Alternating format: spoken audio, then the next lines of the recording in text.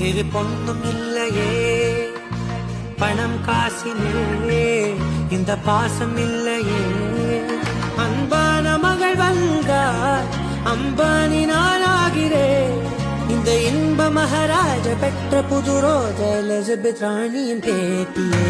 தாயே தாயே மகளன வந்தார் தந்தை சிந்தை நலமு